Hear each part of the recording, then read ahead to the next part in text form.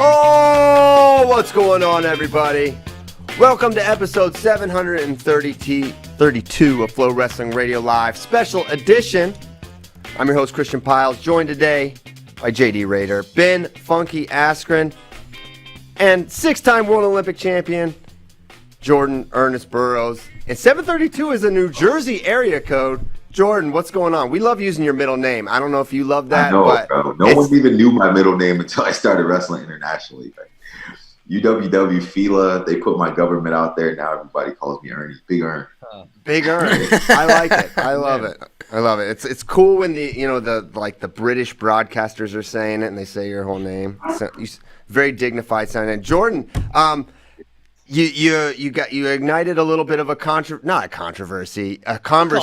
we'll call it. We love controversy. Talking about participation trophies, and you hit me up, said let's talk about it a little bit, and I'm curious what before you kind of get into your perspective on what sort of sparked you this thought, and you wanted to kind of put it out there.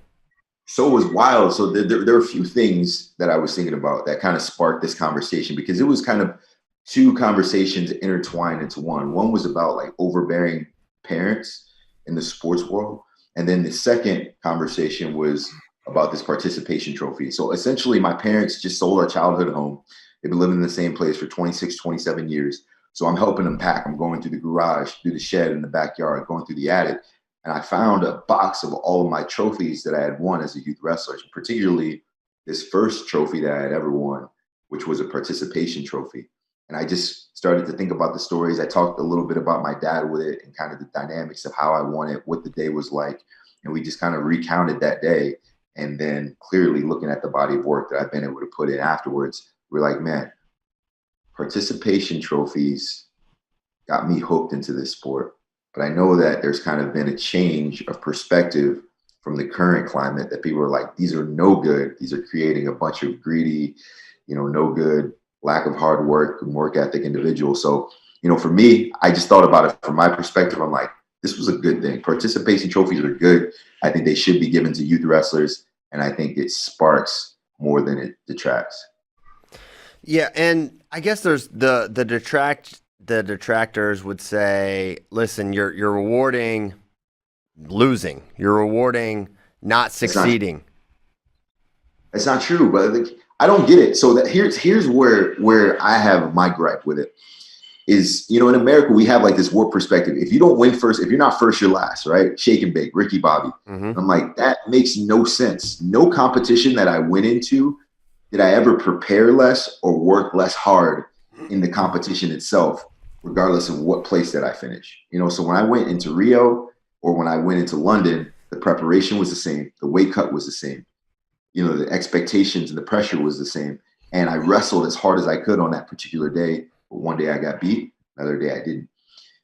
I have perspective. I'm an adult, I'm a man. But I think as a child trying to prepare, really, you want to start to build upon principles. That's work ethic, that's effort, that's attitude, and that's courage, bravery, the willingness to go out there. How many kids stand on the sidelines for a long period of time because they're scared to compete?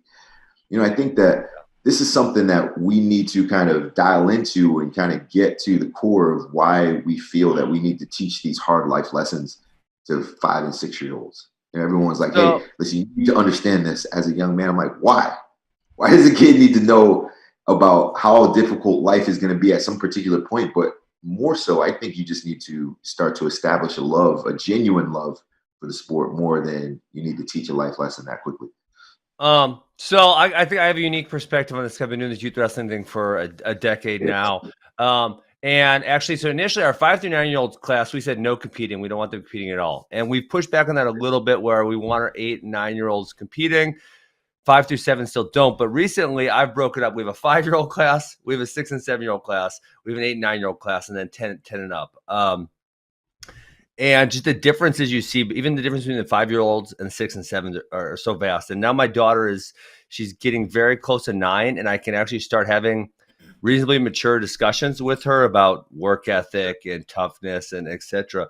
But yeah, to your point, Jordan, 5 through 7, it ain't really even worth having those discussions. And so, I think it is all about for them having fun, giving them a little reward. We're doing a pizza party on Sunday for the end of the session. They're so freaking pumped about it.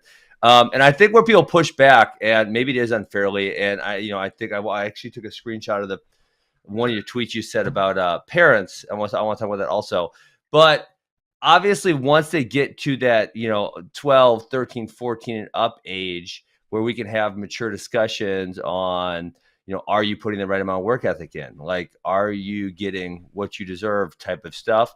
Then I think that's maybe where people push back on participation trophies. If they do it before that, I would just say like, yeah, they don't get it.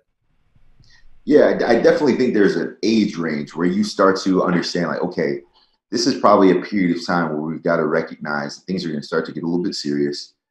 And we're going to have to kind of change the viewpoint of each of these individuals. Like we've instilled all these principles in you. Now it truly is about the spirit of competition. Understand there's going to be a loser and a winner. But I never really settled at the participation trophy because it was always the smallest. And it was like the least significant rinky-dink piece of plastic where I would always prefer to go home with the biggest trophy. So every time my dad showed me the trophy room, of course, the first place trophy was the tallest. The participation trophy was the smallest and the least cool looking. So no one really wanted that trophy. But I tell you what, after a long day and after maybe a poor performance, it was nice to know that you were going home with something. Not that you would feel equivalent to the guy that went home with the first place trophy, but at least you'd have something to show off. Because really, that was all it was about. It's like, hey, I got celebrated, I got rewarded. I don't know. I'm just kind of a no. So I agree. And actually, just to go on that point, I had a parent with a 5 and 7 year old just last week, and then your conversation you brought up made me talk to Max about something. So they said something like, well. Their names are Sam and Ben. Sam and Ben have been coming to practice a whole bunch, and they're like, when do we just stop coming to practice? When do we get to wrestle somebody? And I'm like, yeah, like we don't really do that till age 8. Because there are negative consequences. They go to a tournament, they get smashed. Lots of kids are like, this ain't for me. So Max and I said like, hey, what if we do all we have 5 academies, all of our 5 and 7 year olds together. All of them get a participation trophy, give them 2 matches, send them with a slice of pizza. They're super happy. And now they're not bored with the same old practice. So, I mean, that's made us think about what we can do to make our 5 through 7 year olds experience better. Because they don't want to just go to practice. I guess they're kind of bored by it. And I've seen that in other kids also. Well, you want something tangible. Here's the thing. Like when you're 5 to 7 years old, coming in and just playing games and letting them scrap is plenty good for those guys.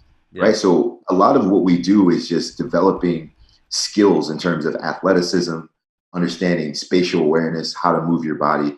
Competition will come at a later date, but all of these kids are competitive, at least most of them. And so I think about it like this. I was hooked because I got an opportunity to win something on my very first try. I didn't earn it, but I had practiced for weeks leading up to this event. So imagine if you're a kid, you go to wrestling practice twice a week, a couple hours each day. You do this for a series of weeks or months. Then you go to your first competition and you get your butt kicked. And then you go to a next competition the following weekend and you get your butt kicked. And so now you have these series of events where you can't win, but you're putting the same amount of effort every single week, going to your practices, putting the work, putting on your wrestling shoes, getting beat up in practice, but also trying to develop. Like, what would convince you to stay outside of some sort of token of gratitude or appreciation? Like, hey, listen, we see you. We understand that you're putting the effort in. Otherwise, you're like, you suck, kid. This sport you're not cut out for this sport. Move on. A lot of coaches think that. That is literally the opinion of a lot of coaches. Just FYI. Yeah. But they're warping the perspective, bro, because they're like, you need to learn these hard lessons at a young age. But when you get to an older age, they're like, okay, well, you have to just kind of naturally be okay with losing. So it's like we're not really teaching people how to operate from a mental space perspective and like being mentally healthy. It's a really weird dynamic. I would actually say a lot of coaches maybe not want is not the right word, but they have an expectation that a high percentage of the kids are going to quit.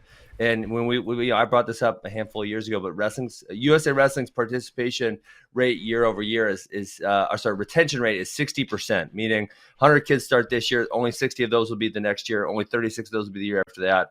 And that's really terrible. And when I hear, You'll keep more of them. What? I guarantee it. I said if you gave out trophies. Yeah. Yeah, I mean, the way we think about it, too, is hard. There's no doubt about that. But it's like you throw and this is how a lot of coaches think about it, unfortunately. You throw the frog into a boiling pot of water, the frog jumps out. You throw the frog into a pot of water, and it warms up slowly. All of a sudden, they're getting boiled, and they don't even know it, So that's kind of how we think about it. And like, if you think about it, wrestling's not fun. Like, wrestling's not a fun sport unless you learn to love it. So I was with my son Beacon the other day, and I'm watching wrestling practice, and here's what kind of sparked this conversation for me is I took Beacon so he went to 3 practices 3 days in a row. So Monday he went to wrestling practice. Tuesday, my buddy Vince Jones started a youth wrestling club back in South Jersey, so we went to support him. So we went to 2 wrestling practices in a row. And then on Wednesday, we took him to gymnastics practice. So anyway, on Thursday, his teacher sends us an email and says, hey, Beacon's just doesn't seem very happy today. He just seems a little bit overwhelmed. He's very teary-eyed and he's having a rough day. And so I'm like, okay, I wonder what's going on. So I go and pick him up from school about an hour early, just kind of take him to a coffee shop, sit down and talk with him. And he's like, Dad, I'm just feeling a little overwhelmed. Yesterday was a long day. I went straight from school to your wrestling practice to watch you train, and then you took me to wrestling practice, and it was just a whole lot going on, right? And so from that perspective, I'm thinking like, damn, never in this period of time where I'm trying to build and develop him and put him in position to be successful did I think that this might be too much, because it's not strenuous. It just takes a lot of time, right? And so it's the consistency of the effort that is difficult for him. And so when I'm watching him train, I'm watching practice, no one wants to drill significantly. Guys don't want to go out there and learn all these movements. What they prefer to do, or at least from my estimation, is they want to play games. They want to do cartwheels. They want to do bear crawls. They want to. What age are we talking? My son's Beacon 7, right? He's 7, and he's wrestled for a year, right? So he's still kind of a novice in terms of his growth and development in this sport. But I love it, so I'm trying to keep him engaged, and I'm trying to balance this factor of being dad and allowing him to express his emotion and keeping him earnest, but also making sure that he's getting what I think he needs to become a better athlete, a better young man. So it's really tricky sometimes. And that's kind of what spurred this dad conversation for me. I'm like, man, I'm so glad that my son had the courage and the confidence to come up to me and tell me that he was having a rough day, or else this is going to be a continuous thing where I'm like, hey, I'm taking you to practice because this is going to develop you. And at some point you're going to be able to be great at this and learn a lot of stuff. So I don't know. It was just a unique week. Finding the participation trophy and having Beacon be overwhelmed all in the same week. It kind of got me thinking about my own life, my development, how I grew up, how much I trained. And it was a good time of reflection. I think one of the fallacies with the people that are like, man, participation trophies are bad because of X, Y, and Z. And one of the things they're thinking is like, well, these guys are going to think with poor performance, potentially poor effort, that they're getting rewarded. But I think for most kids, they know they didn't win, right? I think most kids know, hey, I'm not getting this because I was the best. They understand they didn't win the match. They understand they didn't win the game. I remember my little league team. We won the whole championship, the Churchville Reds, and I was definitely the worst player on the team by far, bar none. I remember getting the trophy for winning. I didn't get any hits, nothing. The whole run, I got the trophy. I was like, oh, okay. I mean, this doesn't mean anything. I didn't really contribute how in old this were way. you? I was 8 or 9, I would say. I was 16, actually. I was just kidding. 17. They still let me play in the Little League. Honestly, though, like for me, the trophy gave me identity. I was the youngest of 4 in my family, so I was the runt. My first weight class is 45 pounds. So when I came home with something that none of my other siblings had possessed or had ever done before, like that made me feel good, bro. I felt like a boss in my family at that point because I got celebrated. Like people would start coming to my matches to see me perform, and my trophies kind of became a part of who I was. When I would win a trophy, my mom and dad would present it. We would go to wrestling practice every Monday, and our coaches would present it in front of the rest of the team. So I'm like, I became that guy. I'm like, I'm officially a wrestler now. Just training doesn't really make you a wrestler. When you actually earn and win, it's like being an intern as opposed to being a paid employee. When you're an intern, you're like, I kind of work here, but I'm not bought into the philosophy and the mission of pushing this company forward. But when you're starting to get paid, which winning a trophy was the payday, like that gave me a completely different perspective. And so when that got ingrained in me, I was like, I'm a wrestler now. This is awesome. People love to come and watch me compete to see what I can bring home. It's a really cool experience. Yeah, and I think a lot of people, and the reason I love sports or love the idea of sports for kids is that they're this like really cool proxy for life, and that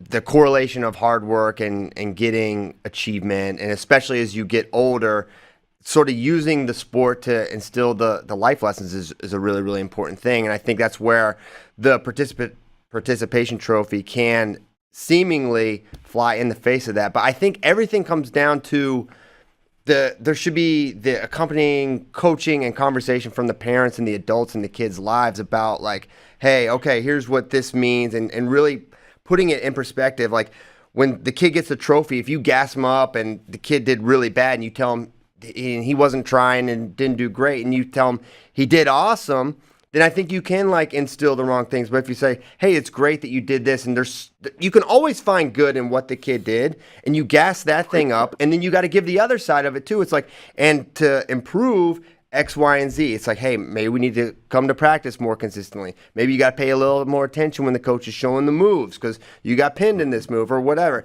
And I think if that goes along with the participation trophy, then they can be a great thing. Because Caleb, we entered him in his first competition a month or so ago, and I did the classic dad move of double entering him into the rookie and the open division because I didn't know how he'd do. So he got second in the rookie, and he went over in the novice one.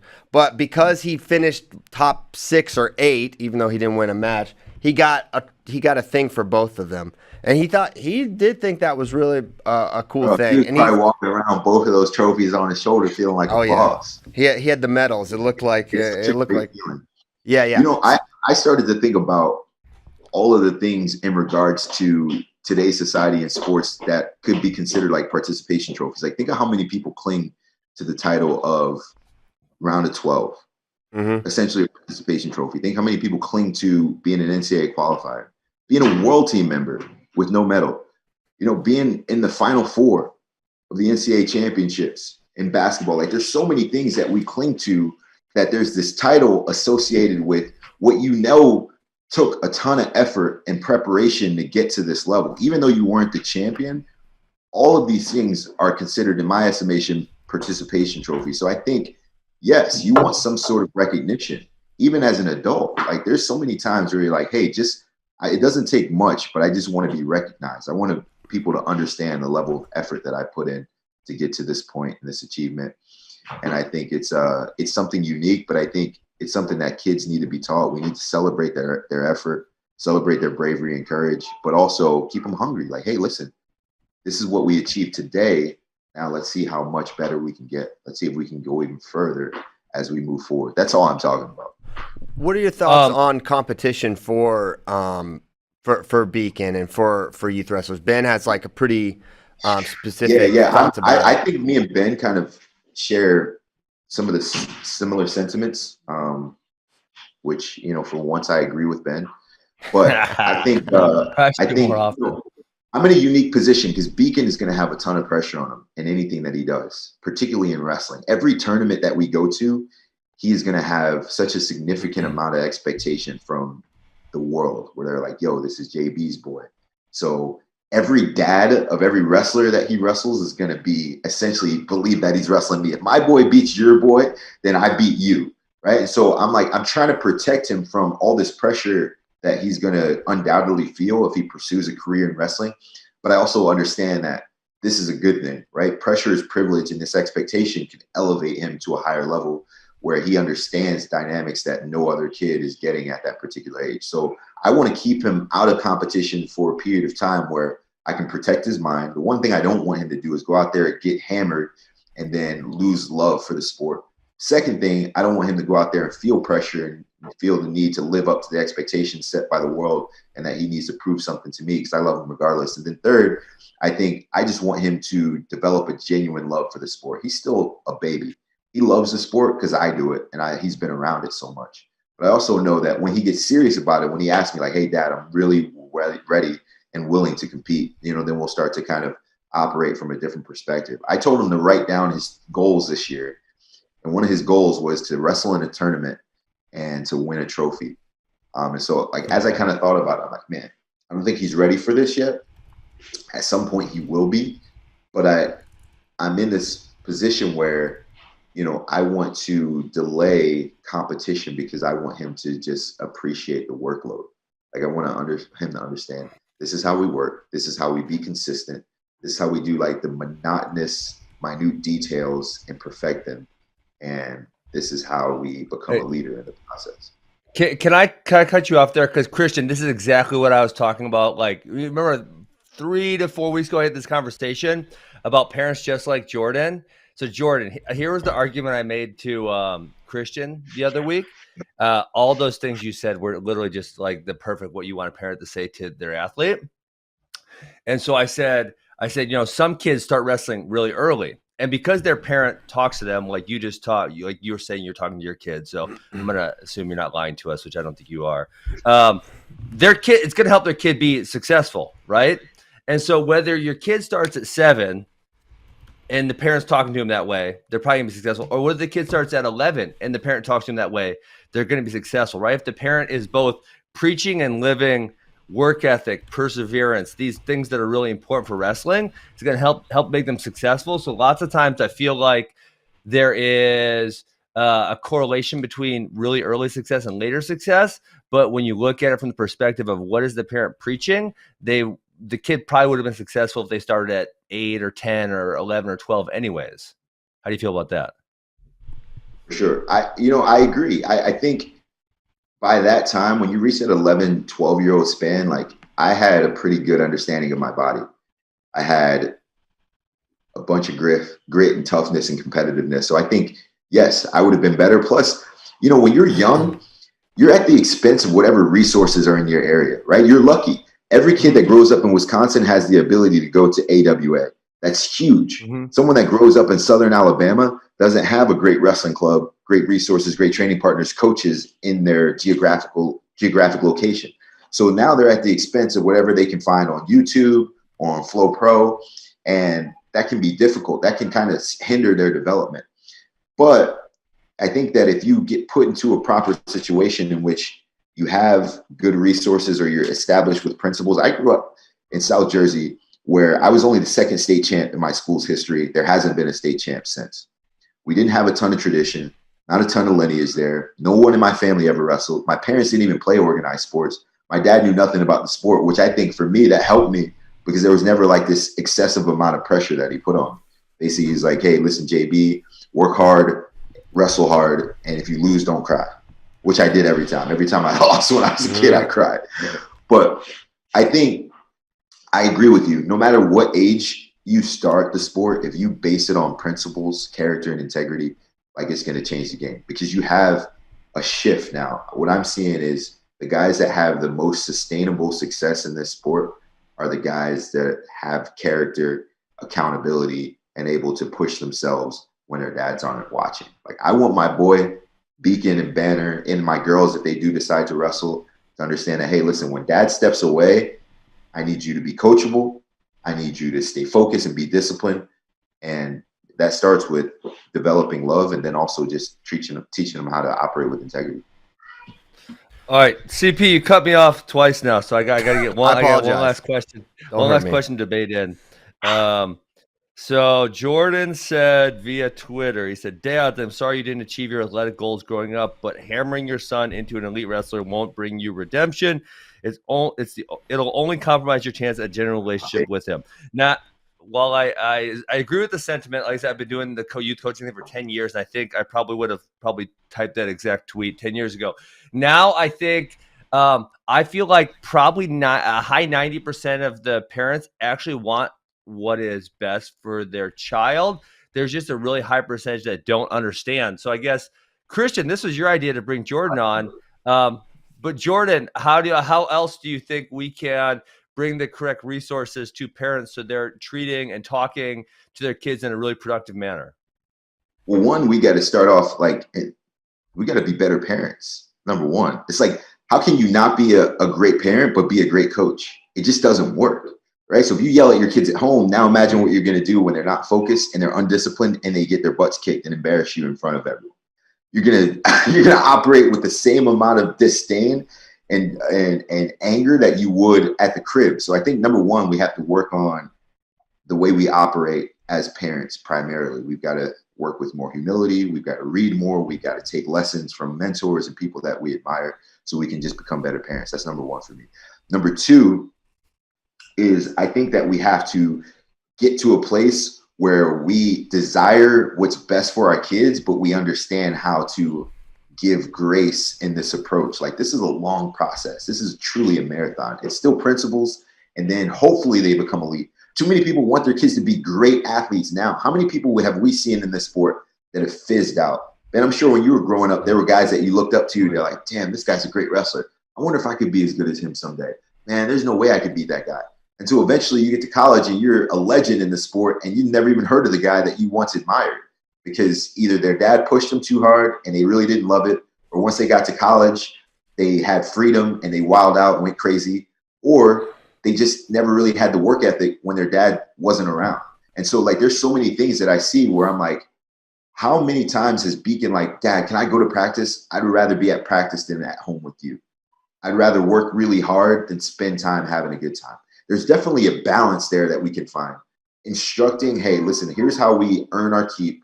Here's how we develop into contributors to society.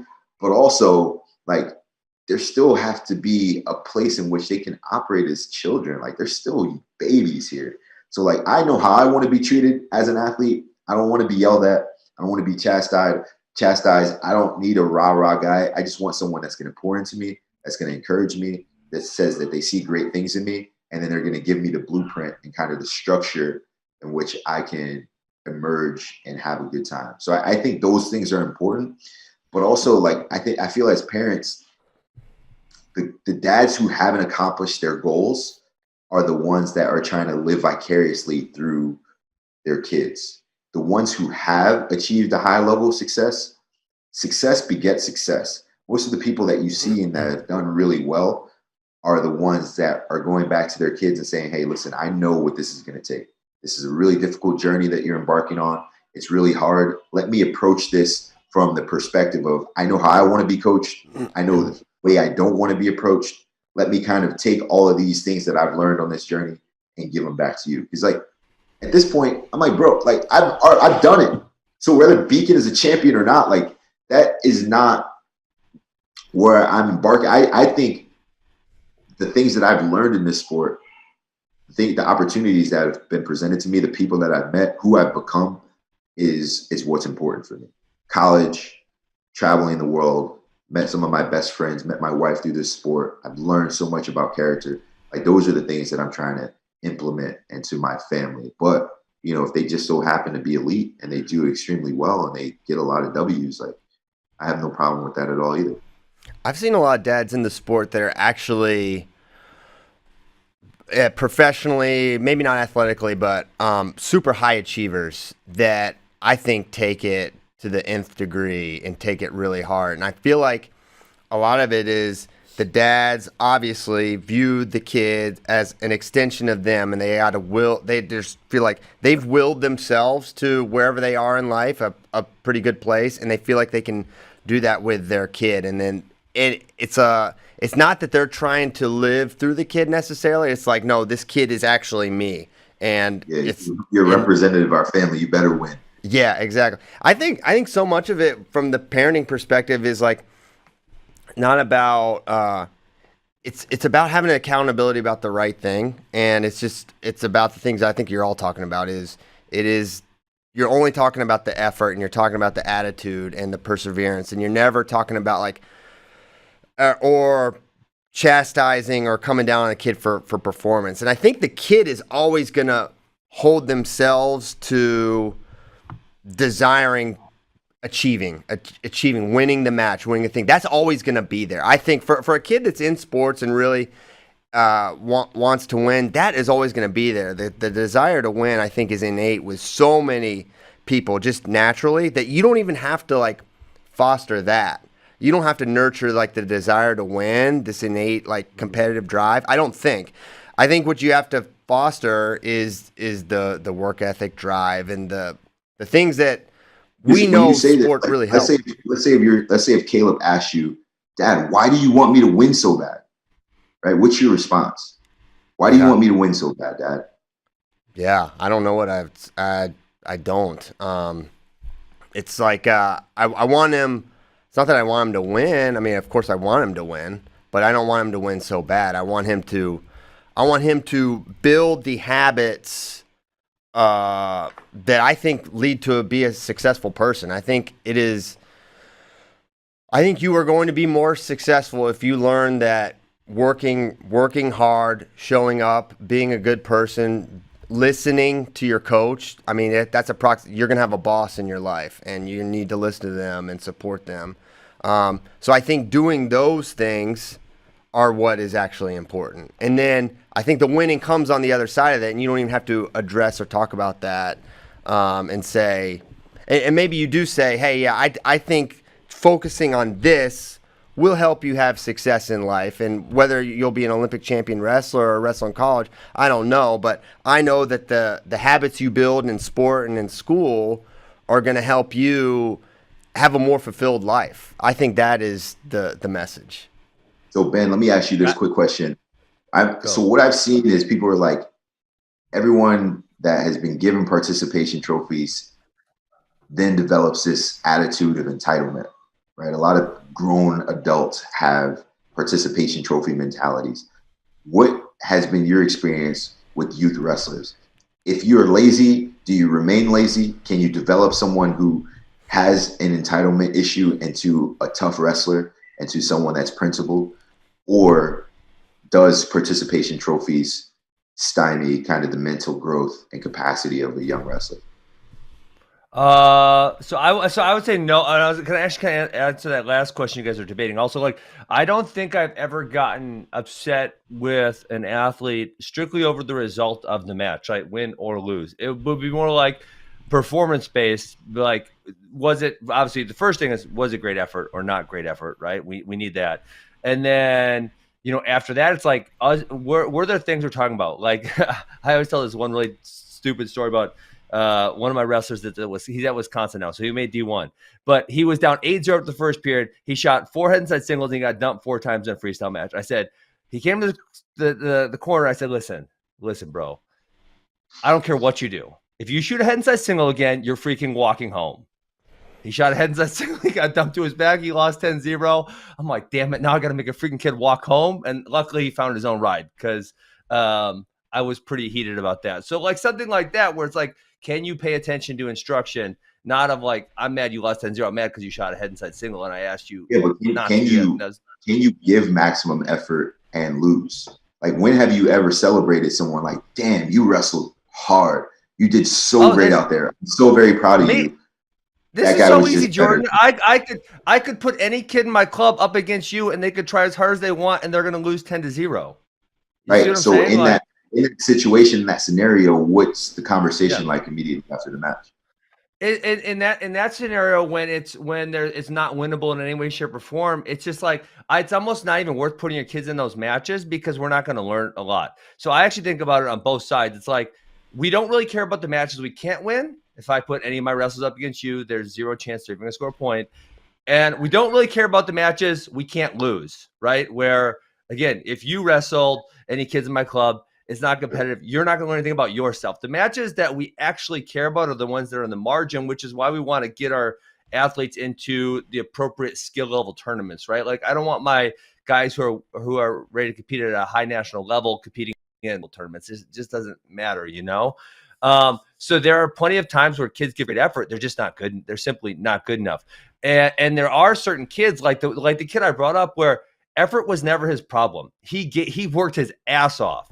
But other things like listening to strategy are important. And now, if we're talking about being a great wrestler, if we're talking about being a great employee, understanding a great strategy and employing that is going to be an important tactic to you winning, right? For sure. Or doing well at your job. So there's other things that matter besides effort. Effort's the starting point. And there's other things, I think. So, yeah, but I think effort's the number one. And so to your point of like, was there ever a kid who gave more effort? And the answer to that for me is 100%. I really see it in two places are probably the main ones, but that doesn't mean. 8th grade is usually a time when a kid says, I'm going to be more serious about this. I'm going to get good. And the other time, which it's sad because it's often too late, we have this huge influx of kids when they're going to be seniors in high school. And they finally say, shit, I only got 1 year left. I'm going to give it everything I got.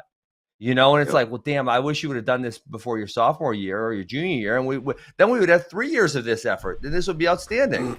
And so I definitely see it at different points. Some kids like click when they're 12, it clicks, and some kids click when they're 15 and boom, it clicks. Also, I want to do this. I want to be great at this.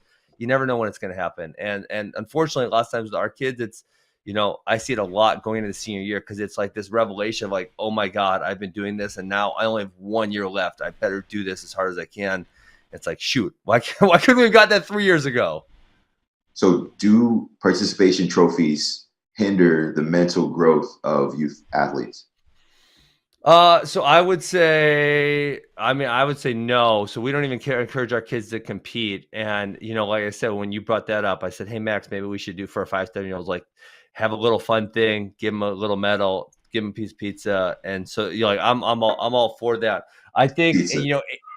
Ages 8 and above, man, I think they're still excited about trophies. I think by the middle school age, they do want recognition, especially from their peers, but maybe they're not as worried about like a physical, like I want to hold a trophy or a medal or something like that. But they do want recognition, right? And that's it. That's an important thing all the way through life till everyone wants recognition. And to your point about why dads get mad, a lot of dads get recognition because their son is really good at something and they like that recognition they're getting. And whether it's earned by them or not, they enjoy it. And so I think no matter how old we are, we want recognition. And like Jordan, this is something you probably never had to think about because you've been a world champion since you've been freaking 23 years old. So you've never had to think about someone giving you recognition. It's just been showered upon you. But there's a lot of people who don't get recognition for anything in their life, and they're just so happy when they do get it. So I think recognition, which a participation is recognition. People love recognition. So that's where I'm thinking about mental health. Yeah. If you are not good at something and you go unrecognized with significant effort for an extended period of time, you go insane. You'll literally be building a psychopath because you are in this position where you're like, none of my effort is going to be rewarded. I'm not good at anything. No one recognizes me for being a winner. Here I am just kind of existing on the fringes in this place of obscurity, and no one really ever has given me anything. I've never won anything. No one's ever said they were proud of me or told me good job. So it's like that is what a participation trophy does for all these individuals. And I think that parents are trying to teach these hard lessons where it's like, no, you get what you deserve. You get what you earn. You got to work hard for it. If you didn't win it, we're not taking it. But it's like, okay, well, what if my kid's no good at this? He's working really hard, but he just can't win. Yeah. So I had this debate last week. I have never, because I said, we actually had our middle school parents meeting and I literally said this exact thing. And it would be true. I have never had a kid come through. We've been open 10 years. In my location, we've been open 10 years. I've never had a kid come through who's given consistent great effort and not gotten really good results. Now, I'm not talking they're a national champion, but we're talking high state place winner. I've never had a kid who's given great effort and not gotten to that point. So it just like, if we have great effort. You probably never had a kid that won a participation trophy and be like, I'm good here. These are good. I like these. I'm going to settle with these for the rest of my life. Yeah, I don't know. I don't think so. And so, I mean, the other thing I think that I think about a lot when you were saying, a kid toiling with hard work and no reward. And I don't remember who told me this. I think it was my buddy Alan Belcher, who he ran martial arts schools, not wrestling schools.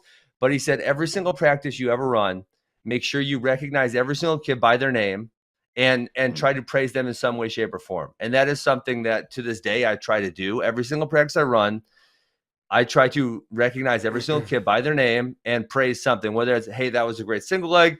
I like your effort, great hustle, something to that effect. And so, like, again, and I don't want to pick on other wrestling coaches, but there's a lot of wrestling coaches who only want to work with the most fun ones. Hey, Keegan O'Toole, he was so freaking fun to work with. I mean, like, shit, like that, like, yeah, I could have just focused on him, right? Because he was so fun. But there's a room of kids who need my attention. And I honestly argue to a lot of people, it's like those kids who come into the room and they're freaking wimpy, they need it more than Keegan O'Toole. He's gonna be fine no matter what, right? I mean, they didn't have a strong male role model in their life who's telling them it's important to be tough. It's important to have discipline. It's important to. They need that. They need that from me. They had those guys, but they never supported them emotionally. Well, so it's like if you're some too don't, high Jordan, demand, too. Yeah. If you're too high demand, but you have zero support, then you're going to create this militant individual that never knows love and is like callous and hardened by the world. Like, I don't think that's a place where a kid should have to dwell. Huh. I mean, I don't know. Maybe that's the middle of Nebraska. I don't see that very often in my club. I mean, we have. I'm just saying my responses on social from those tweets from Facebook, like everyone's like, that's a soft take. JB doesn't know what he's talking about. Here's my perspective. I never want to be celebrated or honored just based on my accomplishments as an athlete. Like, I don't want people to be like, JB knows what he's talking about because he's a great wrestler. I do what I do and I'm good at it, but that is not why I have this perspective. I do a lot of reading. I have a lot of experience in living. I seek out mentorship. I have conversations with people that I know that have done it before me, that are in the process of doing it in each season of life. So everything that I have that I would consider expertise is because it's knowledge that I sought from someone who knew a lot more than I do. And so when I give these perspectives, it's not just like off the cuff, like, I'm a great wrestler, listen to me. It's more so like, man, how do we do this? What have I seen? What have I heard? What have I watched in wrestling clubs that I've attended? And how can we improve on this? Because when I talk about parents, when I just say parents, dads, I'm in that same category. Like, I'm not kind of elevating myself on this pedestal where I'm talking down to people. I'm saying, hey, listen, if I'm not careful, I can end up in this same place where I'm bashing these people and I'm one of them. So I'm just trying to encourage people to say, hey, listen, this is what we can do. There's a better way, a more nuanced way. It's going to take more deliberate approach and more strategy. But I think if we can do it right, like, we change the way these wrestlers arrive in the sport. Because I've seen so many guys that got into college rooms at the University of Nebraska that once their parents drop them off, they're like, hey, listen, my son's a good kid. He's always worked hard. He's done everything right. He's going to be a champion for you. And then once they leave, they're not who we expected they were. It's because they were built on this house of cards with sand as their foundation because their dads always had to prop them up and do everything for them. Mm-hmm. And so I think that there's a better, more strategic way that we can approach our kids from an emotional building and encouragement perspective. And then the wrestling becomes secondary. All of the hard things that I ever had to do growing up as a young man were encountered through sport. But it was really helpful that I had a great team of people around me that always built me up, encouraged me, and challenged me, but challenged me in the right ways. And so I think it's cool opportunity that we have here to kind of utilize and leverage our positions and our experience to really help change the perspective of the wrestling community. Yeah, I think there's a natural human pull especially for kids. Like, the trophy is not going to lift a kid up into I think in general, into some false sense of like actual believing they've succeeded and believing they're the best, right? So you're the best, bro. There's a kid walking away with a trophy as tall as him. Yeah, you got exactly. This tiny little. You know you're not the best. You know that. So the other side of that is like I think the natural human thing, and I see it. I coach Little League wrestling now, and it's like, kids don't believe in themselves in general, right? And that's for a variety of reasons. It could be parental support. It could be just like you're young and you just don't understand the world and don't understand like your role in your own development. And kids need to be gassed up and like told that you believe in that. Yeah. A kid told me that last week. He's like, I'm terrible. It's like, you're not terrible. It's like, this is where you are in the sport. It's the hardest sport you could do. I find you admit that like, yeah, you suck, but everyone sucks at your age. Well, it's like a way to say it. It's like you're exactly where where you would be for the amount of time you've been able to do this sport. If you put in the time and effort, it's like you're right where you should be, man. You just keep putting in, whatever. So, that's what kids do. That's what kids think, and that's how they feel. So finding that way to bring that balance on the other side, I think, is just essential. Yeah. Wait, So Ben, I would say, go ahead. Did you win a national title in 2007? Mm-hmm. Right. Yeah. So let me kind of juxtapose this where we're at right now. When Ben won his his second NCAA title, that was your senior year, 2007. Yes. It was my true freshman year. Detroit, the Palace, and Auburn Hills. I was 1-2 at the NCAA championships. I watched Ben Askren win a national championship. So at that point, I'm looking at myself, and the reality is I'm not very good. Didn't All-American, small town in South Jersey. No one in my family ever wrestled. So now I get to this position where I'm on the big stage. I remember going to my first NCAA tournament in 2006. It was my senior year of high school. My high school coach promised me if I was a state champion, he'd take me to watch the NCAAs. He took me to Oklahoma City. I watched Dustin Slater win the national championship at 149 pounds as a true freshman. Fast forward a year later, I'm a true freshman. In the first round of the tournament, I've got the #1 seed, returning national champion, Dustin Slater. And so get beat, go to the backside, lose again to the #2 seed, Matt Storniolo. And I'm watching everyone in the NCAA finals because I'm sitting where the rest of the people who don't make the final sit, and you don't get into the parade of All-Americans, just in the student section of the arena. And I'm watching. I'm like, man, I stink. I stink at this. I don't know how I can get better. I'm in the fire. It's really hard. I'm giving my best effort. But these guys are so far ahead of me, whether they started sooner, they have better coaching, better resources, they went to a better school. I don't know how I'm going to get there. But, through, just relentless effort, a ton of encouragement, you get to this place where you start to improve, and then you get to a space where you're like, man, maybe I could really be good at this. So I think that, one of the things that encouraged me most, and I've told this story a few times, but in 2008, when I finished third at the NCAA tournament, I didn't believe I could beat Brent Metcalf. I lost to him in the semifinals, 8-4. I didn't believe. He was too tough, wrestled too hard, great conditioning. Didn't believe I could beat him. I was afraid. I just tried to keep the score respectable. So anyway, I beat returning national finalist Josh Torella on the backside for bronze. And so we had TiVo at the time. So I remember going home that summer, and my dad recorded everything. Big 12 championships, NCAA championships. And so I went back and watched my third place match. And after my third place match, I didn't realize I ran out of the arena to just go see my family. I was excited about it. But Mark Manning did an interview with Quint Kessenich immediately after the match. And he said, hey, you got to love this Jordan Burroughs kid. He's a sophomore, true sophomore from Sicklerville, New Jersey. He came out here and won a bronze medal in a really tough weight class. What do you think about this kid? Man, he's like, yeah, he's a really tough kid. He's a warrior. I believe he's going to be a national champion someday. And in that moment, at home, back in Jersey, watching this pre-recorded on TiVo months later, it gave me this sort of inspiration where I felt like, man, I never heard this before. Like, this dude really believes in me. He says that I can be a national champion.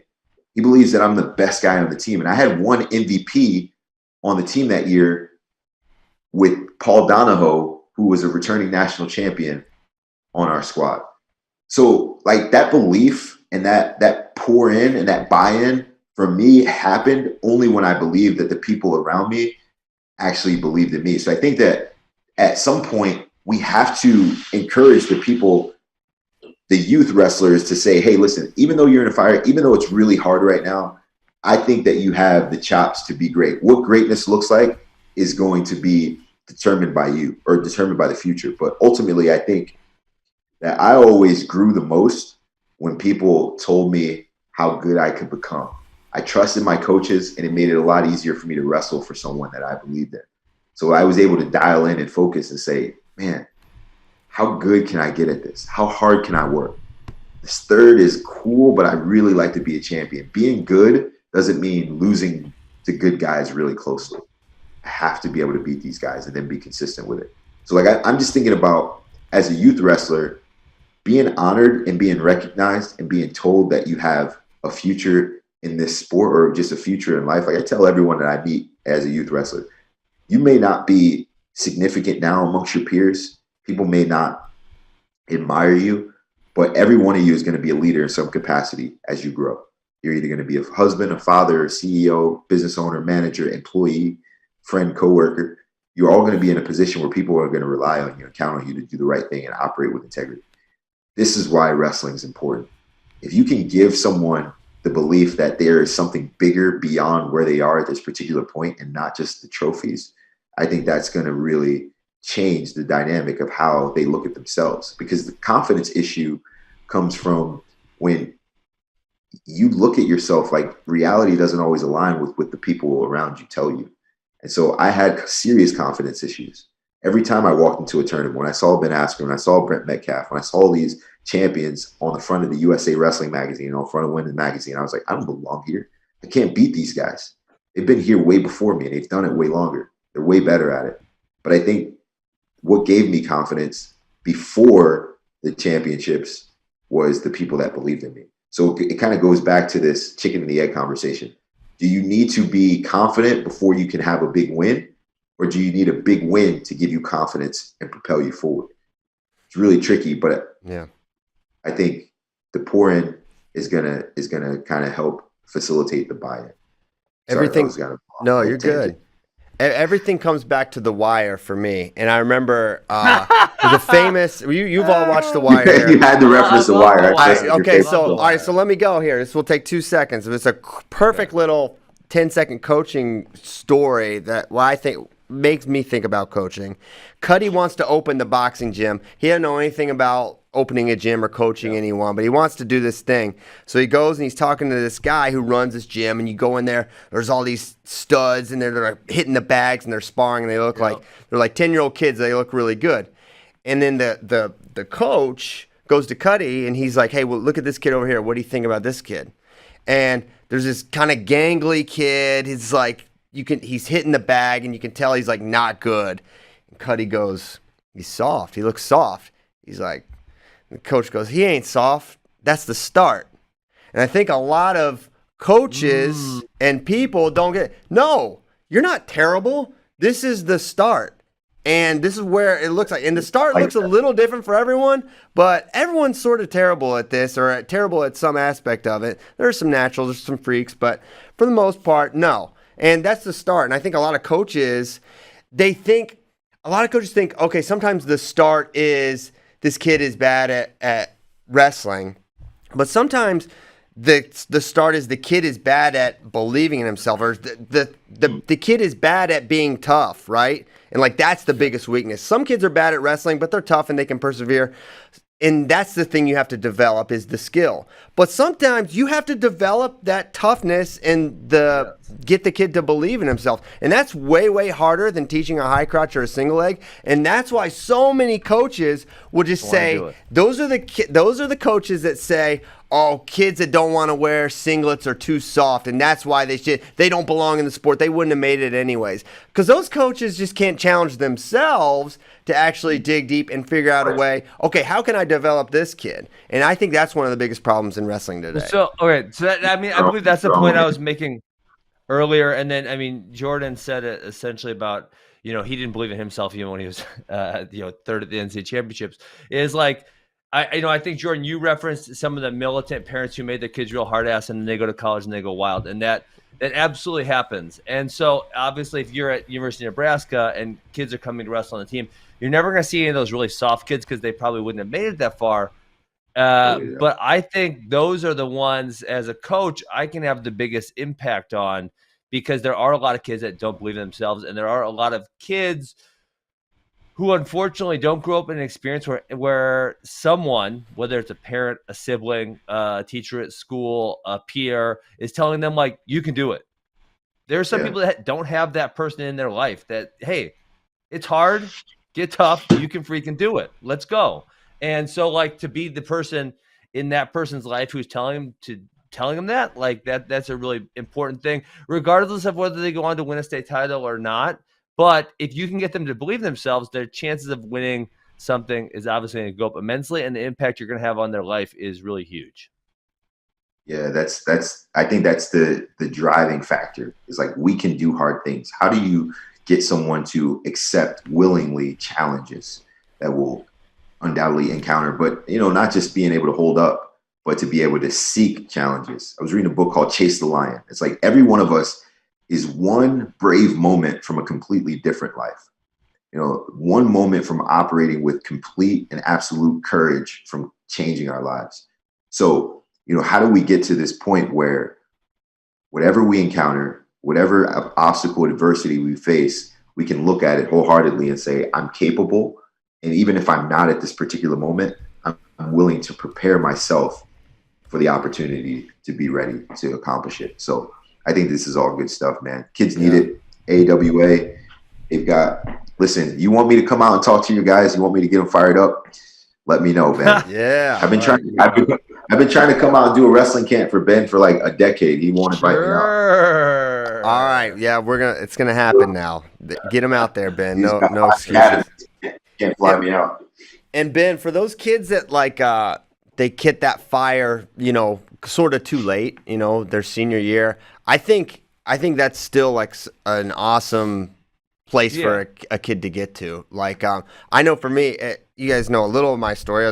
I didn't start wrestling until I was a senior in high school. Obviously, I was terrible, but it truly lit a fire in me because I had never understood like what I was actually capable of physically, and that didn't realize how not tough I was until I did this sport, and then I really did. It really lit a total fire in me and made me like. When I was like 18 years old, and I completely viewed myself differently. Like I was, whoa, I can actually do this, this, and this. I'm actually way tougher. What? You never go back after that. Those are important junctures of your life. For me, it was when I beat Dustin Slater in 2008 at the finals of the Kaufman Brand Open. It changed my life from a wrestling perspective. He had beat me all 4 times we had competed before. I couldn't get out from bottom, couldn't take this guy down. And I finally beat him. And I didn't lose another college match afterwards.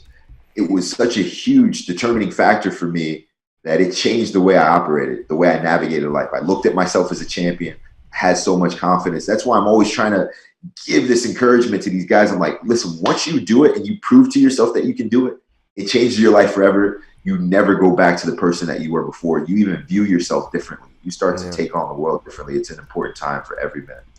So those kids may not reach that wrestling achievement, but who knows what it'll do for them, Ben, because I know it did a lot for you. This has been a really fun discussion. To have you two guys on talking about it is really cool. Jordan, if you have time, can we just hit a couple other questions while you're here? Sure. Cool, man. Okay. So one thing we've been talking about a lot on here, and I'm not trying to put you in a weird position here, but we've been talking about the Snyder Sadulayev Bro Tour that's been going down in Russia, and they're boys. And so I'm like, it's just I don't care if I'm not saying Kyle needs to hate Sadulayev, but publicly I like the idea that they don't really like each other. They want to beat each other. It's USA and Russia, and that's like sports to me. So one of our questions was, could you do something like that with Sidikov or Sargush and pal around with these guys similar to how Kyle did? They'd probably lure me there and then try to kill me. No, honestly, I thought it was beautiful. I watched it, and early on I'm like, this is stupid. This doesn't make sense. But the more I watched it and the more I know the heart of Kyle Snyder and the heart of Sadulayev, every time I experienced an opportunity to engage with Sadulayev, he's always been extremely hospitable, very kind, very gracious individual. And then I just know Kyle. I know he's a man of faith. I know he has a big heart and he operates with humility. So my heart started to like unharden, and I kind of cracked this shell of an exterior, and I started to think, man, what would this look like if I did this ambassador-like trip over to be with my opponents? What I've realized is you don't have to hate someone to want to beat them. You just got to. I don't believe you unless you go hang out with Sergush. Godoyev. No, Sargush. Sargush, he's worse. So I thought, as I watched it unfold, I thought it was phenomenal to see these guys and the true spirit of what wrestling really means. Yeah. We talk about fragile egos all the time, but when you're confident and secure in who you are, you can do things of this magnitude. So I thought it was really special. I thought it was a blessing for the wrestling community to see two great competitors that have wrestled one another for, with always high stakes on the line, for them to be able to come together and spend time with one another and really create a memorable trip. I thought it really bridged the gap between Russia and the USA. And I think that this is something that you'll start to see more commonly as we move forward. It was really special. But yeah, as it was happening, I'm thinking like, damn, can I do this with Sidikov? Can I do this with like Sargush or Godoy? Freaking Kyle Dake. I don't even want to go to New York up a couple hours and do this with Kyle, So I'm like, this is really tricky, but it also gets to the heart of who these guys are. This is what being an ambassador looks like. When you're great at what you do and you're secure in your identity and you're a strong man, it doesn't matter. Like, you don't need to operate with this, supreme hate or dislike or discontent for the people that you compete against. So I thought it was special, but I still have a hard time probably doing it. I want to go spend some time with someone that I've beaten every time that we compete against, not someone that's beaten me. But I completely get it. I love Kyle.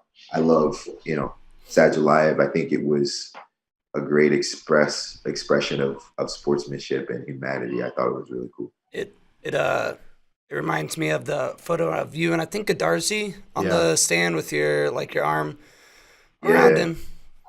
Yeah, man. Also, it was an hour in. This is my first words of the podcast. Hello, JD. Bro, that became like one of the photos of the Olympic Games that year. It was a really special time for me. And I got tremendous respect for the people of Iran. So when I think about it, I want to replicate it, but I want to go to Iran. I'd like to go have. They love you there. In which I could, do very similar things to what Kyle just experienced in Russia. Because, I'd want to go too if I was treated like a king. Yeah. I actually have a big following in Russia too. I'm sure that they have a love-hate relationship with me, but because of their strong wrestling foundation, I think they give me tremendous respect and admiration. So I've got some things to think about. I'd love to do it, try to replicate it, but I definitely have to figure out who I would be spending my time with, and I have to humble myself. Snyder has the benefit of a much less hateable rival in Sadulayev. He's like kind of hard to dislike, whereas like Godoyev and Sargush were so easily like these guys are. It's not hard to root against those guys. So he's got the benefit of Sadulayev has just only been like a humble champion throughout his time. He is, man, and Sidikov too. I think for sure. It's the spirit of excellence that these guys operate with, where the game is changing. They're not in this position where they're these hateable guys, where they're these villains. They're just really good wrestlers. They're really good at this sport, and so you can't help but like them. I get it as an American. Frank Chamiso used to be my favorite wrestler, bro, for a long time. Right, basically until he moved up to 74 kilos. And so I started to realize, man, this is stupid. Like, I'm losing my opportunity to spend time with someone who could probably help me improve as an athlete. And I really enjoy spending time with, all because I want to be a so-called competitor. This is stupid. It's a waste of time and energy. My thing was, like, I get it. I understand if I was in that position, it'd probably be kind of similar. But strictly as a fan, like, I want them to not like each other. I want the Rocky montage where you wake up and you have their image in the mirror and then you crumple it. But does that sacrifice the quality of the competition that both of these guys are competitors, right? Supreme competitors. So when they wrestle, it's going to be a scrap every single time, regardless. They won't change their effort. So it's like, I don't think hate uncontrolled and undisciplined is just rage. And that's not how either of these guys operate. They're very controlled. They're very systematic in their approach to their sport. And they have great control of their emotions. Losing control, antics, craziness is a mark of weakness to me. And these guys are two of the strongest mentally individuals that I've ever seen in this sport. So it's no surprise that they're able to control their minds and their hearts on and off the mat. Yeah. Quick little pivot here. We had a question from C. Finn. What your thoughts on NIL are and how you believe it would have impacted your career as a college athlete? I tell you what, I would have loved to have an opportunity do. I mean, there was no money in wrestling at that time anyway. Let's be honest. Like when I came out of college, people still weren't making money. Like I won my first world championship in Adidas in 2011, and I got $10,000 for the year from those guys. I think I got like 10 for the year and like 5 to win a world championship. So I got $15,000 for the year. So I was making like $1,250 a month. And so like the game has significantly changed as social media has become popular and more prevalent. As the sport's just grown, people have recognized where we are in the sport. I think NIL would have been helpful for me post college because it would have kind of given me the ability to continue to develop, my approach to social and then also to like marketing myself. I was kind of on the cutting edge where social media is becoming big.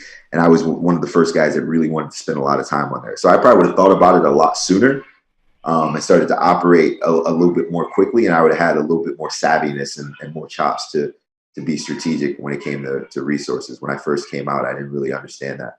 But, I've grown and developed. I think that there are a lot of guys who are doing it well. My favorite right now is probably Roman Bravo Young. RBY, I think, does a really good job with his social page because he's humble, but he's a beast. So you want to watch him compete. He doesn't have to be crazy for you to desire to watch him wrestle. He's going to put on a show every time.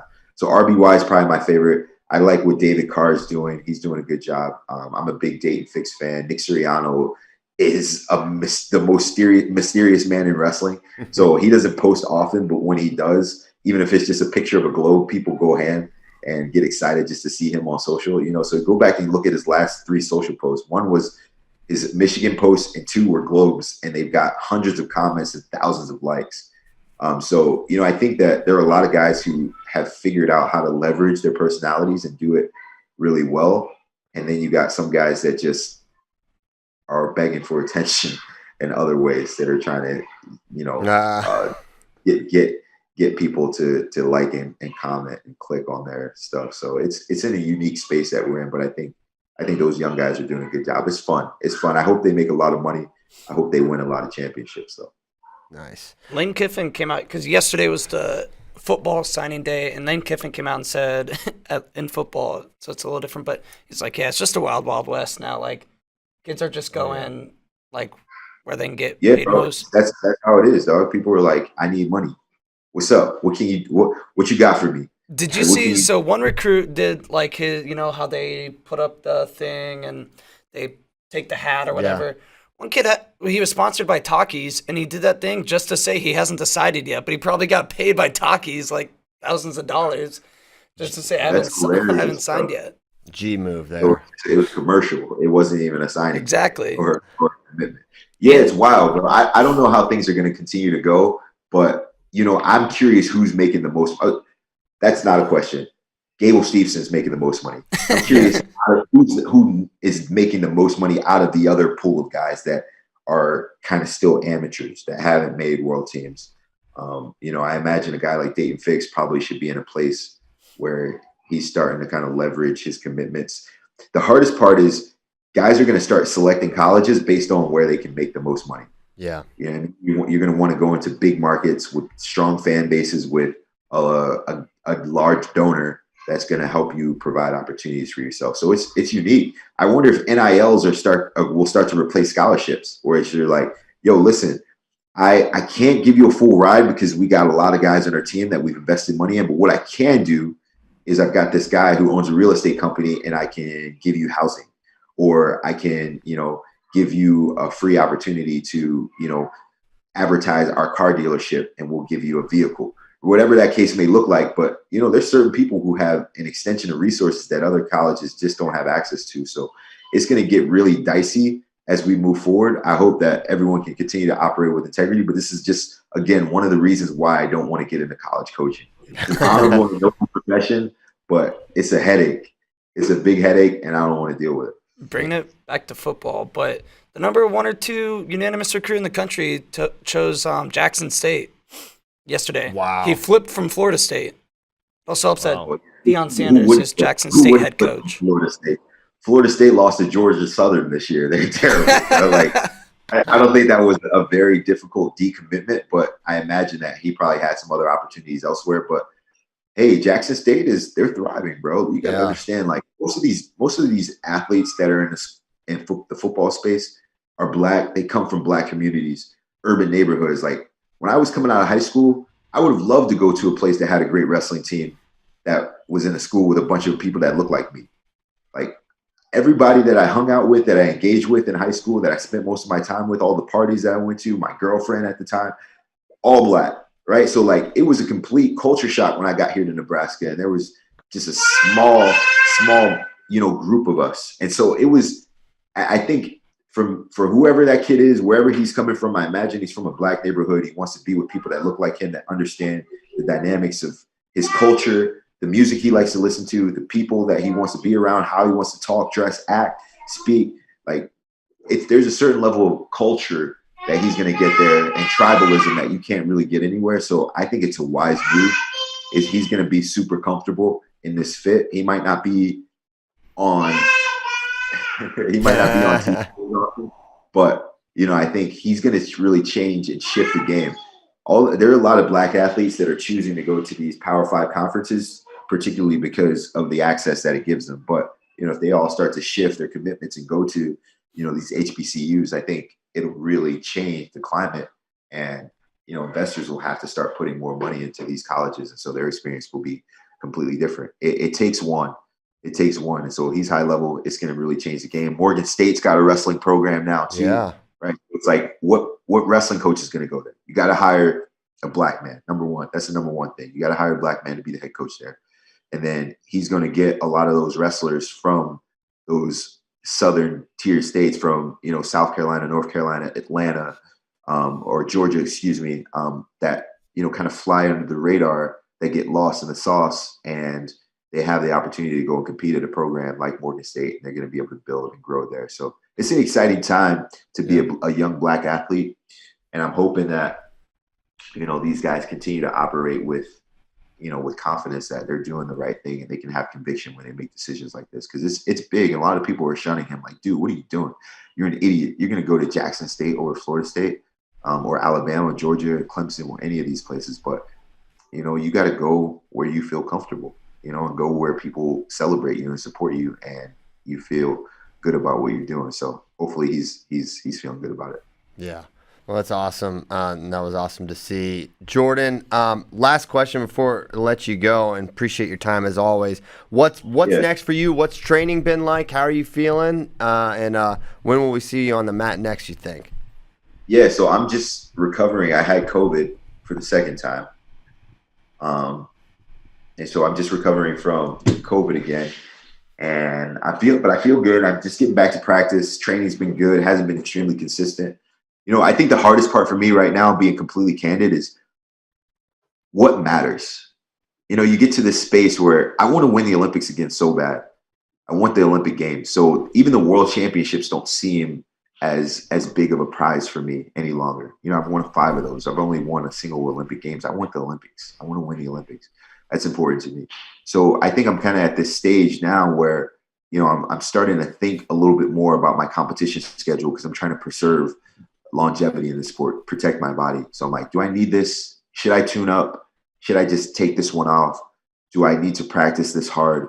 Can I take a few days off? And do I need to have a more strategic approach to my training and my preparation? So, that I'm trying to delineate though between what's laziness and which actual tactics. So it's kind of a tricky position that I'm in, because the reason why I've been able to sustain this long is because I've never said no. I'd rather be sore and uncomfortable than be looked at as a chump that doesn't want to train hard. I want to always be the guy in the room that's the hardest worker in the room, every room that I go into.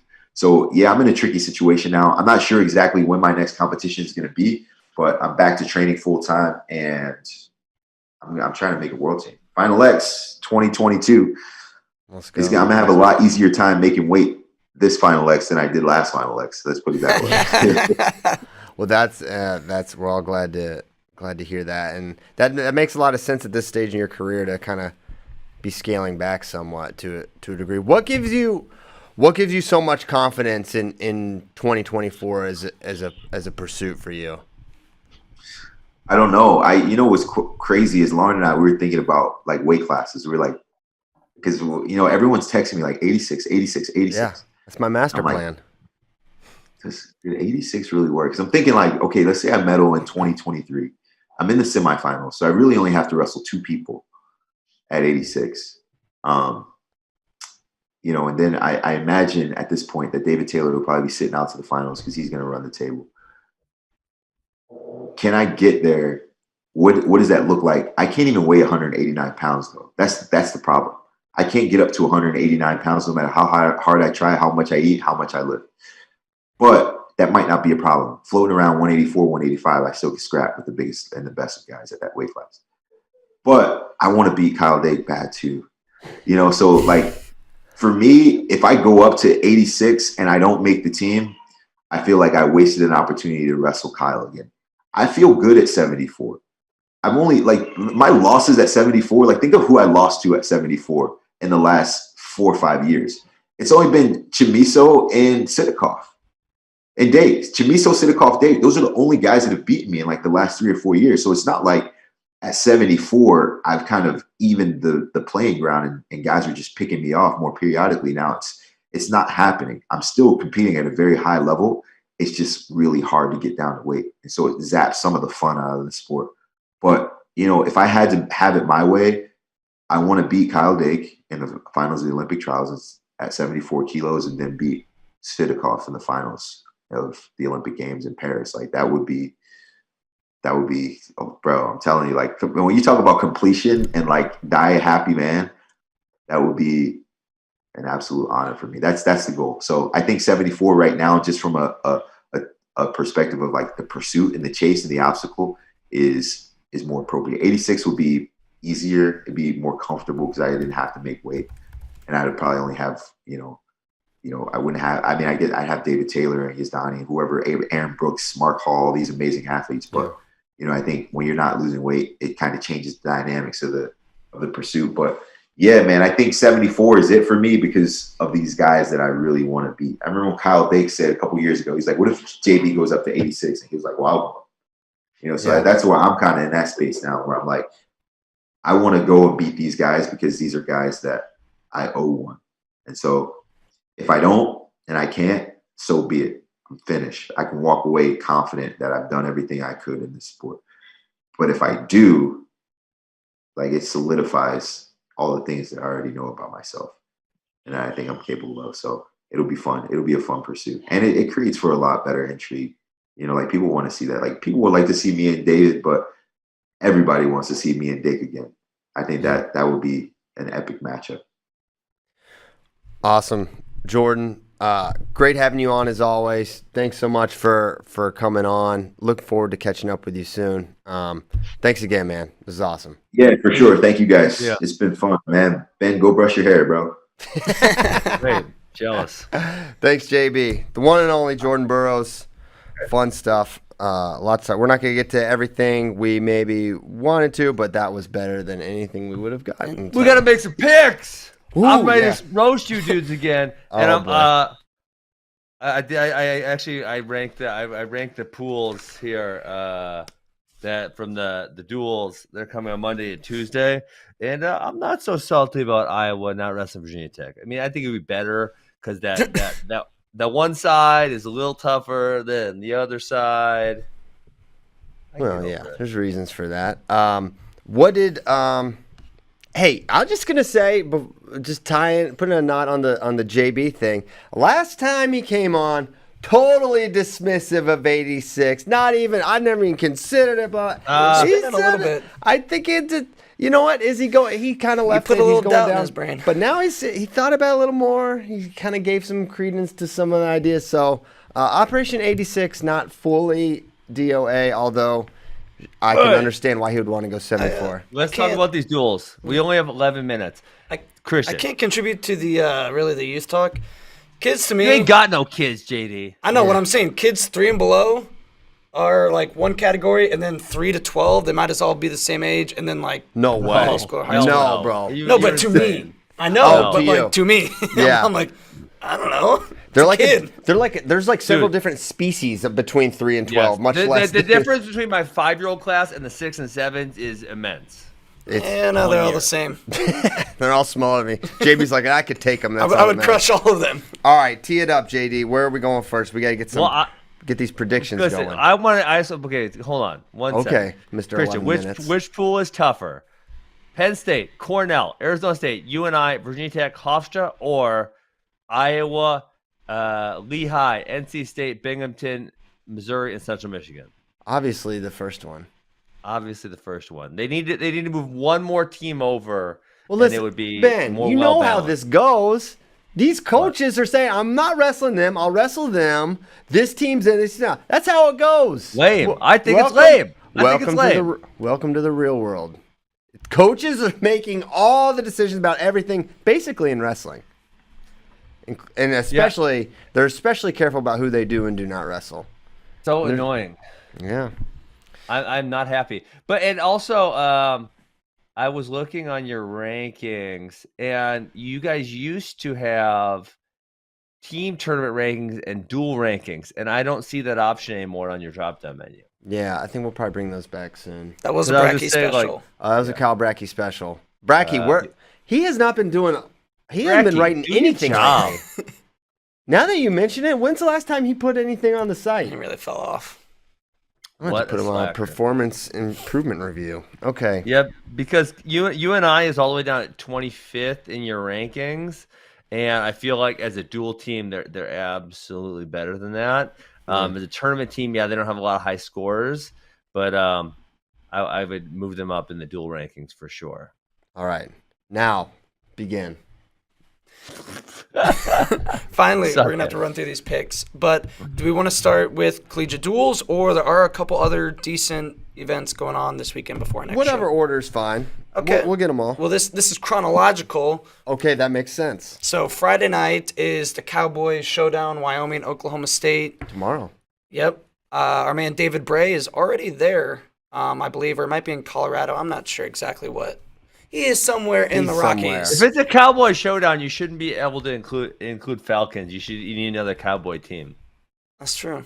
Well, there should be one more. Yeah, but so I picked 3 matches from this: Jacob Wright versus Wyatt Sheets, Tate Samuelson versus Dakota Gear, and AJ Fryer versus Stephen Buchanan as kind of the headline matches. Okay. Hit us with Are we going? Yeah. Yeah, okay. Jacob Wright versus Wyatt Sheets, just made it a pick 'em. That's a pretty close one, I feel like. Okay.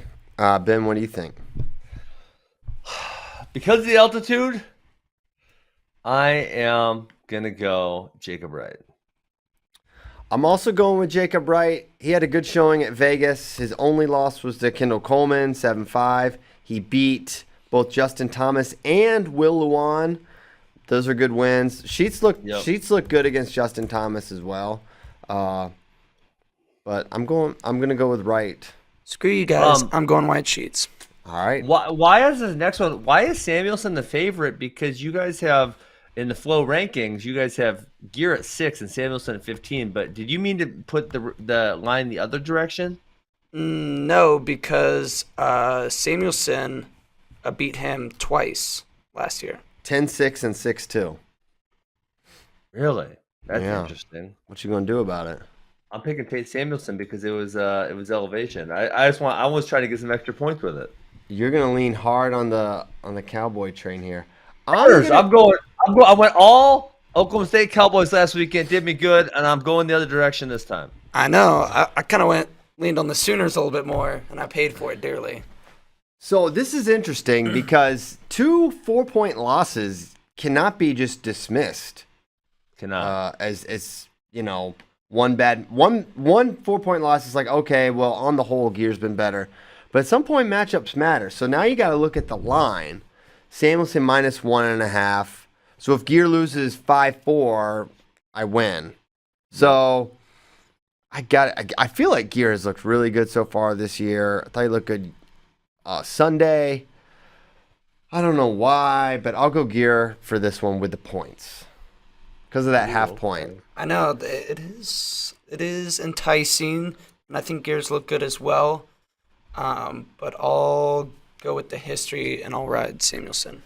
We got a 6-4 loss to Jonathan Lowe on the Thursday? year for Is Oklahoma State there yet? Are they in Laramie? Because if they're not, the elevation's going to hurt them. So they're doing the classic double duel at 2 different locations situation. They're going to wrestle Air Force and then on Friday earlier in the day, and then they're going to drive up to Laramie and wrestle them. Jeez. But when are they getting to? When are they getting to Air Force? Laramie? That day. No, Air Force. They're probably there right now. I don't know when they got They there. did a week acclimation. They have not been emailing me their travel itineraries here lately. I figure you guys are up on Instagram. What's Ferrari's Instagram say? Yo, Fry been shooting guns. Yeah. And not on the Air Force base.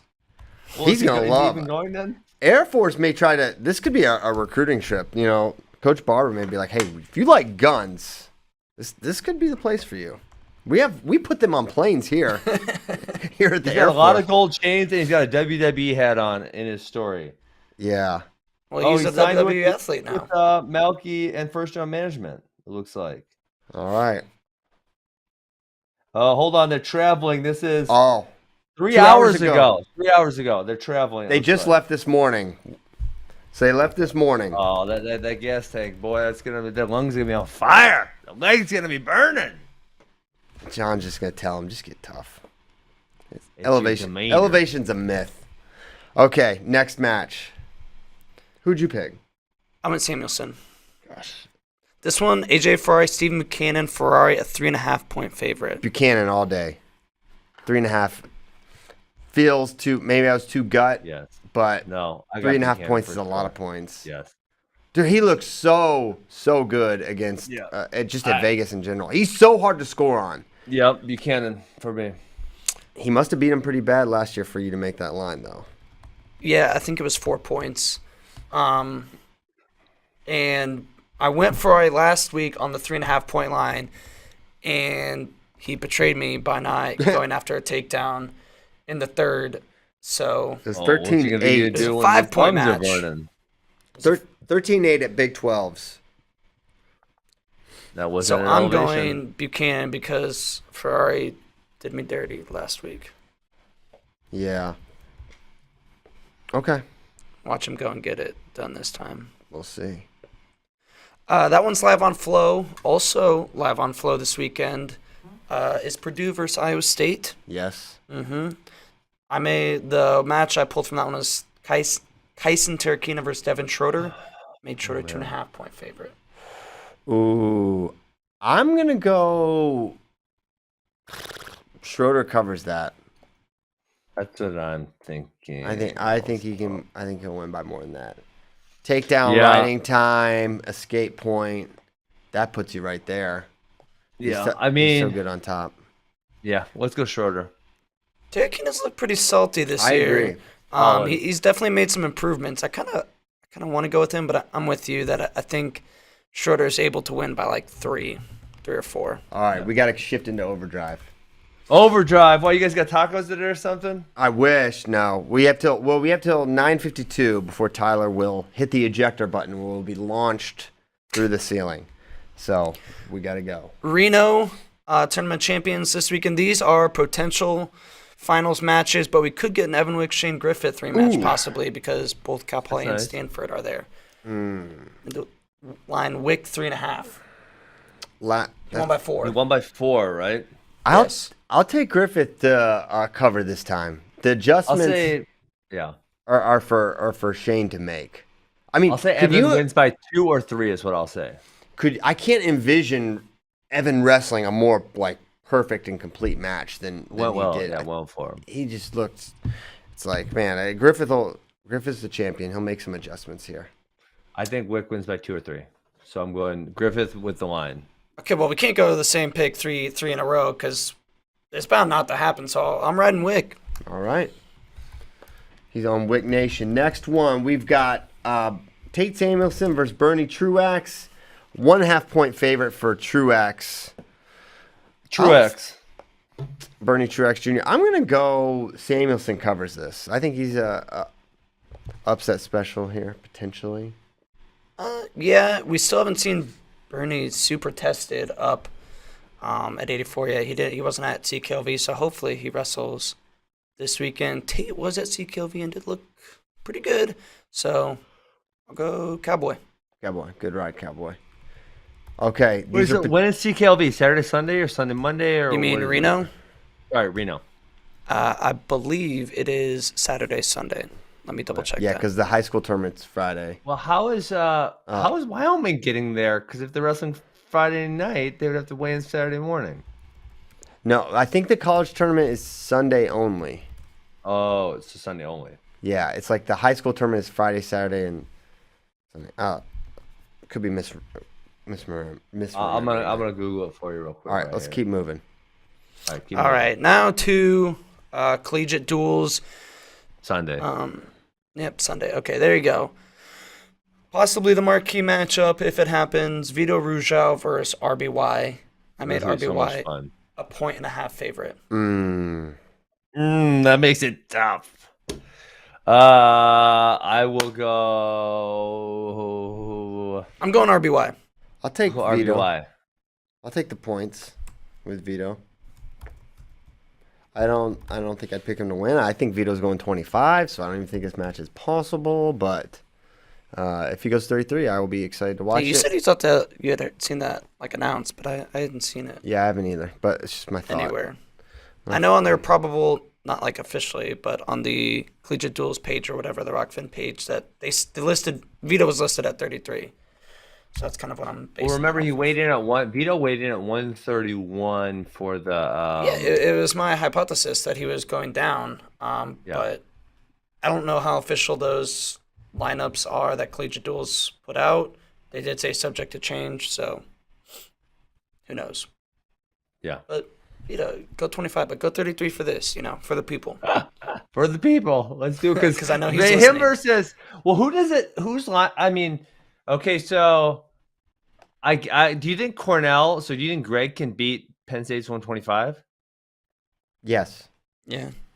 So then it's probably better that they leave him at 33. Yes. Because if Cornell wrestles a backup at 33, he's probably gonna get mauled. Yes. Yeah. Okay. Yes. There you go, Vito. He's wrestling 33. We just decided. Coach Gray. You're welcome, Mike. Also, that duel possibly Yanni versus Bo Bartlett. I made Yanni a 4.5 point favorite. Because Yanni hasn't been crushing dudes this year, so this line makes me nervous. Because Bo Bartlett is not great at scoring points, but he is great at holding position and not giving up points. Yanni covers this. Yanni covers? I go Bo. No. Let me see. Hold on. Give me a few He's getting seconds. covered and smothered. Covered and smothered. What did you say, Ben? Covered and smothered. Oh, man. Yeah. I'm going Bartlett. I'm going Yanni wins by 4. Bartlett doesn't lose by a lot. He lost by 2 points to Sasso, 2 points to Blockus, 2 points to Yaya Thomas. I don't think he has any chance of winning, but I think he keeps it close. That's kind of where I'm at, too. Yes. Next one, moving on. Binghamton and Missouri. Lou Dupre versus Rocky Elam. I made Elam a 5.5 point favorite. That's kind of a big favorite. Why did you make it so large? You have your reasons. What are they? Lou Dupre lost a couple times kind of big last year. Yeah. And holy Elam's moly, really good. Lou Dupre's only got 14 matches this year. Jesus. That's a lot. That's a lot already? He's been in these streets. 12-2. Yeah, he has. He lost 7-5 and 2-0. I'll take Dupre in the points. I'm going to Dupre. That's a lot of points. I'm going to Dupre. Give me I think Rocky wins. But he lost by 3. He lost by 6 to Britt Wilson. That was bad. Lost by 4 to Paz. That covers. Elam is better than Britt Wilson. Well, and so is Hunter Bolin, and he only beat him by 3. So therefore, ergo, vis-a-vis. Next up, Brandon Courtney versus Sam Latona. Oh, man. I can't believe you made this line so big, too. Bro. Latona, a fall. Latona. A fall is covering. And Latona is struggling this year. I understand that. Okay, but hold on. Did they all weigh in at the same time? Because the duels, here's my question. The duels happen kind of, it's 2 per 2 hours or whatever, right? So there's a duel at 10 a.m., noon, 2, 4, 6, 8. But correct. So I'm guessing everyone weighs in at 8 a.m., and this duel will happen at 2 p.m. Probably which is 9, 1 hour weigh-in for duels. Okay, significantly later. I'm gonna go Latona covers. That's a large spread. That's a good factor. Yeah. All right. You know what? I'm sticking with him. I'm going with Latona. He'll cover. I'll go Courtney. Okay. Next one, Kyle Parko versus Bryce Andonian, made Parko 2.5 point favorite. Why'd you make Parko the favorite here? Did he wrestle before? It's All-American. He's looked really good. Yeah, that's interesting. That is interesting. I would not. I could have saw a pick him on this, for sure. Yeah, and I think we all have to pick Andonian now. He beat Andonian 7-4 at the quarters of the NCAAs last year. That may be why. That probably informed that decision largely. Yes. I'm still going Andonian. 2.5 points. 2.5. 2.5. That means Parker could win by 1 or 2. And the thing is with Andonian, it's like he's a tough one with lines because he'll try something crazy at the end of the match to win, and which could blow it up. But he also could just regular win the match. He looked really good against Sasso. Has he lost to anyone else this year? No, he's 2-1. He's got a win against Josh Edmond. That was at that try. Josh Edmond and Colin Robuto. Hey, shout out Colin Robuto. He won the Northern Iowa Open. What's up now? Yeah. Yes, he did. He beat Michael Blockus. All right, I'll go. For Italy. Italian genetics, built different. For Italia. Ferrari emoji, smoke emoji, pistols emoji. I've got Andonian emoji. We have to go so fast. It's 9:51. Okay, I ride with Andonian. Oh my gosh, it's so fast. Certain Camacho minus 2.5. Certain covers. Yep. Shoot, are you guys kidding me? Certain's had a rough go, and Camacho's a beast. Do I pick? Oh, this is so tough. What do I do here? Be the lone hater of your alma mater and Noah Certain. Do it. Hold on. Oh God, what am I? The ejector button, Ben. No, all right. We're getting launched into outer space. I'm going Camacho. Okay. All right, I'm flipping. I'm going Camacho. Tariq Wilson versus Josh Edmond. Tariq Wilson, Josh Edmond. Tariq Wilson to cover. Edmond. 3.5 point. Edmond. 3.5 points to line. Edmond covers that. And then the last one, this is not collegiate duels. This is just a duel on Sunday. Tay Lamont versus Mastro. I made Lamont a 1.5 point favorite. Mastro. Lamont. I think he might win it. I think Mastro's really good. He's shown a lot of improvement. I think Lamont wins, but I think it's only by a point or two. So I'm going with Lamont. Wait, that's not what you said, but it doesn't matter. You can't take it back. That's not what you meant. Take it back. We gotta go. Ejector button. Play the music. Sorry to all the Spotify listeners. The yesterday's episode, there's technical difficulties. You can watch the video on Apple Podcasts now. So there was an issue with that. So it didn't get uploaded on Spotify, but it is up on Spotify. Yesterday's episode is up on Spotify. We're working on getting video for Spotify too. All right. See you later. Bye. Bye.